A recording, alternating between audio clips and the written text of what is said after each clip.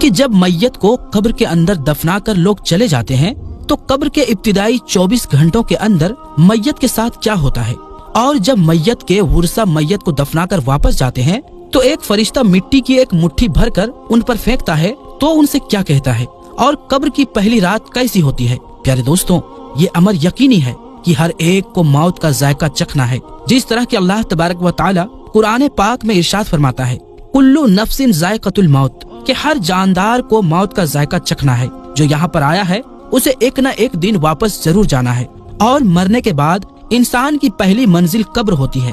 ایک حدیث شریف کا مفہوم ہے کہ حضور اکرم صلی اللہ علیہ وآلہ وسلم نے ارشاد فرمایا، قبر انسان کی پہلی منزلوں میں سے ایک منزل ہے، اگر انسان اس میں کامیاب ہو جائے تو آگے کی منزلیں آسان ہو جاتی ہے، اور اگر اس منزل میں پھنس جائے تو آگے کی منزلیں بھی خراب ہو جاتی ہے۔ اور ایک حدیث شریف میں آتا ہے جس کا مفہوم کچھ اس طرح ہے کہ حضور اکرم صلی اللہ علیہ وآلہ وسلم نے ارشاد فرمایا کہ اللہ تبارک و تعالی کی طرف سے قبروں پر ایک فرشتہ معین ہے، جب میت کو دفن کیا جاتا ہے تو وہ اس کے قبر کی مٹی برابر کرتا ہے، اور لوگ جب واپس جانے کے لیے مڑتے ہیں تو قبر سے ایک مٹھی مٹی لے کر لوگوں پر پھینکتا ہے اور کہتا ہے، اپنی دنیا کی طرف واپس چلے جاؤ اور اپنے مرنے والے کو بھول جاؤ۔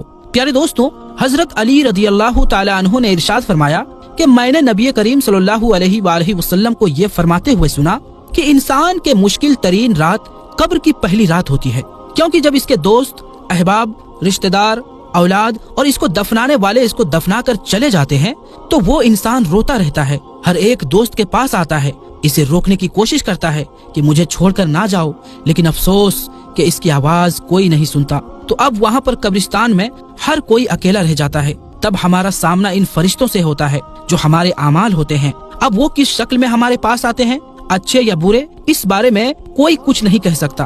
تب وہ ہم سے اس دنیا میں گزاری ہوئی زندگی کے متعلق سوال کریں گے، جن سوالوں کے جواب ہماری زندگی میں موجود ہے جب تک ہم سانس لے رہے ہیں۔ اور ایک حدیث شریف میں آتا ہے جس کا مفہوم کچھ اس طرح سے ہے کہ رسول اکرم صلی اللہ علیہ وآلہ وسلم نے ارشاد فرمایا کہ تم قبرستان جایا کرو، کیونکہ قبرستان موت کو یاد دلاتا ہے، اس سے عبرت حاصل ہوتی ہے۔ میں نے اپنے رب سے اپنی والدہ کی قبر پر جانے کی اجازت مانگی تھی، مجھے اس کی اجازت مل گئی، لہٰذا تم بھی قبرستان جایا کرو، اس سے دنیا سے بے رغبتی پیدا ہوتی ہے اور آخرت یاد آتی ہے۔ حضرت سیدنا سعید بن مسیب رضی اللہ تعالی عنہ ارشاد فرماتے ہیں کہ ایک مرتبہ ہم مولائے کائنات شیر خدا حضرت علی رضی اللہ تعالی عنہ کے ساتھ مدینہ منورہ کے قبرستان گئے۔ حضرت علی رضی اللہ تعالی عنہ نے قبر والوں کو سلام کیا اور فرمایا، اے قبر والوں، تم اپنی خبر بتاؤ گے یا ہم تمہیں بتائیں؟ حضرت سعید بن مسیب رضی اللہ تعالی عنہ فرماتے ہیں کہ ہم نے قبر سے وعلیکم السلام ورحمۃ اللہ وبرکاتہ کی آواز سنی، اور کوئی کہنے والا کہہ رہا تھا، اے امیر المومنین، آپ ہی خبر دیجئے کہ ہمارے مرنے کے بعد دنیا میں کیا ہوا۔ حضرت علی رضی اللہ تعالی عنہ نے ارشاد فرمایا، سن لو، تمہارے مال تقسیم ہو گئے، تمہاری بیویوں نے دوسری نکاح کر لی ہے، تمہاری اولاد یتیموں میں شامل ہو گئے، جس مکان کو تم نے بہت مضبوط بنایا تھا اس میں تمہارے دشمن آباد ہو گئے ہیں۔ پھر حضرت مولا علی رضی اللہ تعالی عنہ نے ارشاد فرمایا، اب تم اپنا حال سناؤ۔ یہ سن کر ایک قبر سے آواز آنے لگی، اے امیر المومنین، ہمارے کفن پھٹ کر تار تار ہو گئے، ہمارے بال جھڑ کر منتشر ہو گئے، ہماری کھالیں ٹکڑے ٹکڑے ہو گئے، ہماری آنکھیں بہہ کر رخساروں پر آ گئی، اور ہم نے جو نیک اعمال کیے تھے ان کو پایا، جو کچھ پیچھے چھوڑا اس میں ہمارا نقصان ہوا۔ پیارے دوستوں، روایات میں آتا ہے کہ جب مردے کو قبر میں رکھا جاتا ہے تو اس کی نماز اس کی دائیں طرف آ کر کھڑی ہو جاتی ہے اور روزہ بائیں طرف کھڑا ہو جاتا ہے۔ قرآن مجید کی تلاوت اور اللہ تبارک و تعالیٰ کا ذکر سر کی طرف آ کر کھڑا ہو جاتا ہے، اور جماعت کے ساتھ نماز پڑھنے کو جو قدم چلے تھے وہ پاؤں کی طرف کھڑے ہو جاتے ہیں۔ جب عذاب اس قبر میں اپنی گردن نکالتا ہے اور مردہ تک پہنچنا چاہتا ہے، اگر وہ دائیں طرف سے آتا ہے تو اس کو نماز کہتی ہے، پرے ہٹ، خدا کی قسم یہ شخص دنیا میں بہت مشقت اور مصیبت اٹھاتا رہا، ابھی اسے ذرا آرام کرنے دو۔ پھر عذاب بائیں طرف سے آنا چاہتا ہے تو روزہ اسی طرح سے اس کو ہٹا دیتا ہے۔ پھر وہ سر کی طرف سے آنا چاہتا ہے تو تلاوت قرآن مجید، ذکر الہی اس کو روک دیتے ہیں اور اس سے کہتے ہیں، ادھر تیرا راستہ نہیں ہے۔ غرض یہ کہ وہ جس طرف سے بھی آنا چاہتا ہے اس کو راستہ نہیں ملتا، لہٰذا وہ عذاب کمزور ہو کر واپس چلا جاتا ہے۔ اور اس کے بعد صبر جو ایک کونے میں کھڑا ہوتا ہے وہ ان عبادتوں سے کہتا ہے کہ میں تو اس انتظار میں تھا کہ اگر کسی طرف کی عبادت میں کچھ کمزوری ہو تو میں اس کی طرف سے ہمدردی کروں گا، مگر الحمدللہ تم نے ہی مل کر اس کو دفع کر دیا، لہٰذا اب میں اعمال تولنے کی ترازو میں اس کے کام آؤں گا۔ پیارے دوستو، जब मैयत को कब्र में दफनाकर उसके वुरसा चले जाते हैं तो कब्र में दो फरिश्ते जिनको मुनकर और नकीर कहा जाता है मैयत के पास आते हैं, जिनकी आंखें बिजली की तरह चमकती है और आवाज बादल की गर्ज की तरह होती है।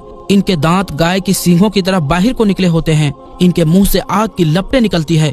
बाल इतने बड़े होते हैं कि पांव तक लटके होते हैं। इनके एक कंधे से लेकर दूसरे कंधे तक इतना फासला होता है कि कई दिन तक चलकर मुसाफत को खत्म किया जा सकता है। मेहरबानी और नरमी इनके पास नहीं होती, लेकिन सख्ती का मामला ये मोमिनों के साथ नहीं करते हैं, बल्कि फिर भी ऐसी डरावनी शक्ल सूरत की हैबत ही क्या कम है। प्यारे दोस्तों, इन दोनों के हाथ में एक बहुत बड़ा लोहे का हथौड़ा होता है कि जिसको अगर तमाम दुनिया के जिन्नों और इंस सब मिलकर उठाना चाहे तो उठाना तो दूर की बात है, इसको हिला भी नहीं सकते। वो आकर मुर्दे से कहते हैं बैठ जा।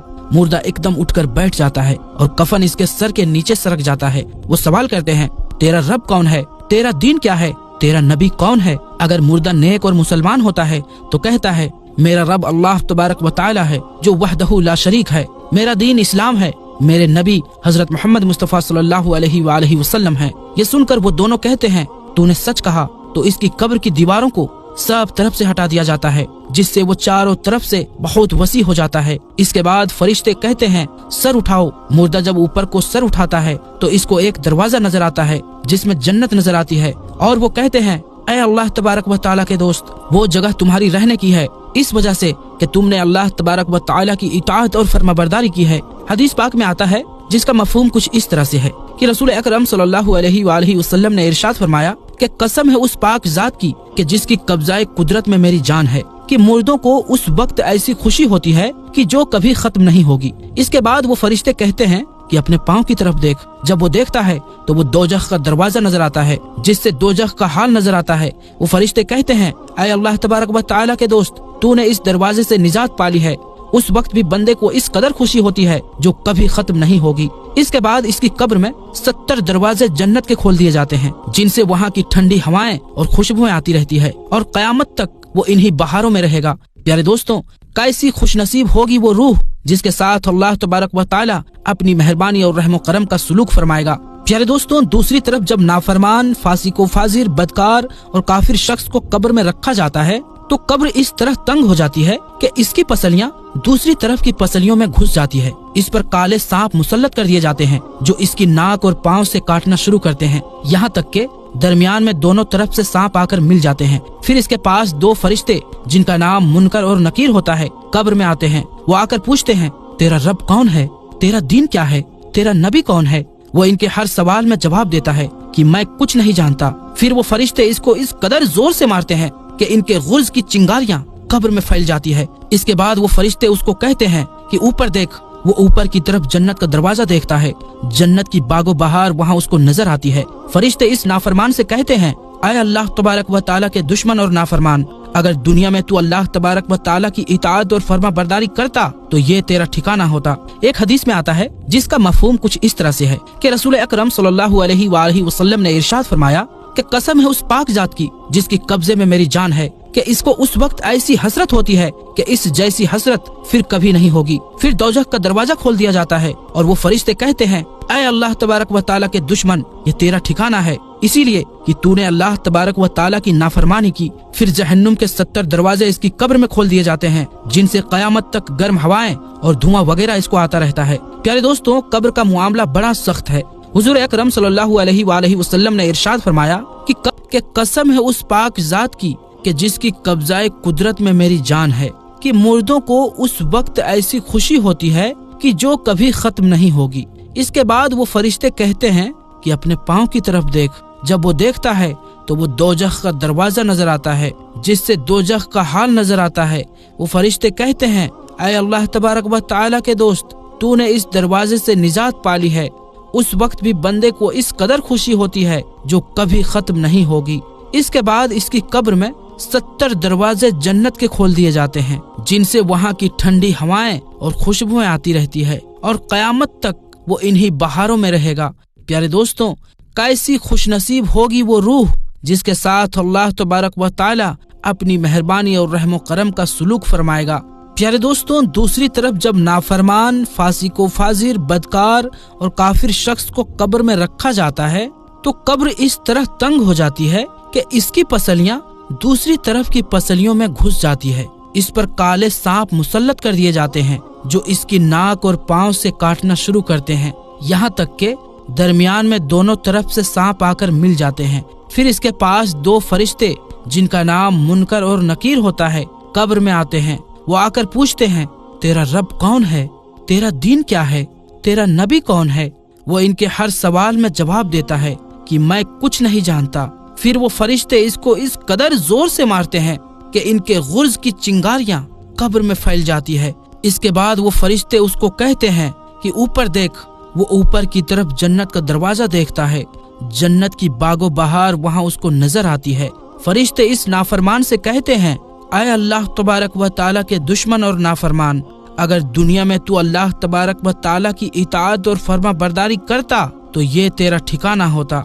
एक हदीस में आता है जिसका मफहूम कुछ इस तरह से है कि रसूल अकरम सल्लल्लाहु अलैहि वसल्लम ने इरशाद फरमाया कि कसम है उस पाक जात की जिसकी कब्जे में मेरी जान है कि इसको उस वक्त ऐसी हसरत होती है कि इस जैसी हसरत फिर कभी नहीं होगी। फिर दोजख का दरवाजा खोल दिया जाता है और वो फरिश्ते कहते हैं, ऐ अल्लाह तबारक व ताला के दुश्मन, ये तेरा ठिकाना है इसीलिए कि तूने अल्लाह तबारक व ताला की नाफरमानी की।